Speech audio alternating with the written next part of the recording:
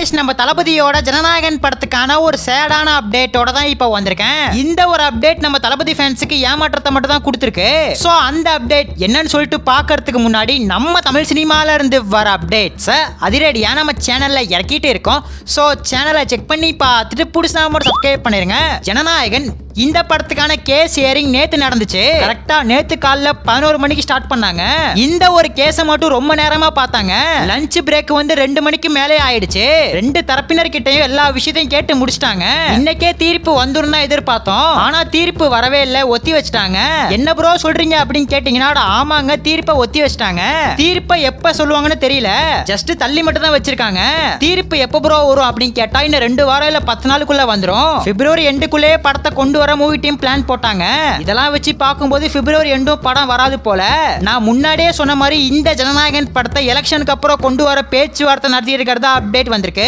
எலெக்ஷனுக்கு அப்புறம்னா ஜூன் தான். ஒத்தி வச்ச தீர்ப்பு பாசிட்டிவா வந்தா படத்தை சீக்கிரமாவே எதிர்பார்க்கலாம். அதாவது படத்தை பிப்ரவரி எண்டுக்குள்ளே இறக்கிடுவாங்க. பாசிட்டிவ் தீர்ப்பு வந்தா. வேற மாதிரி சிக்கல் ஏதாச்சும் வந்தா மூவி டீம் என்ன பண்ண போறாங்கன்னே தெரியல.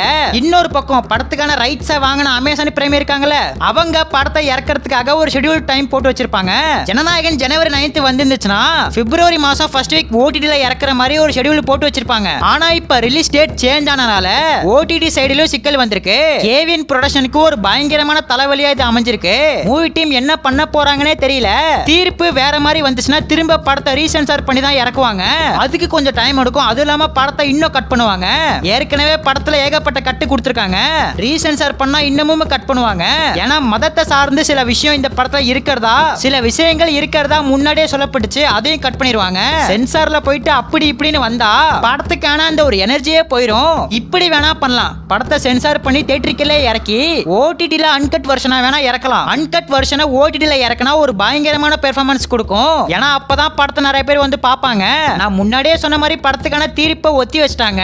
அந்த தீர்ப்பு வரத்துக்கு இன்னும் 2 வாரம் இல்ல 10 நாள் ஆகும். மூவி டீம் அடுத்ததா என்ன பண்ண போறாங்கன்னு வெயிட் பண்ணி தான் பார்க்கணும். அப்படி படம் இறங்குறதா இருந்துச்சுன்னா ஒரு புது ரிலீஸ் ட்ரைலரா இறக்கி தான் விடுவாங்க.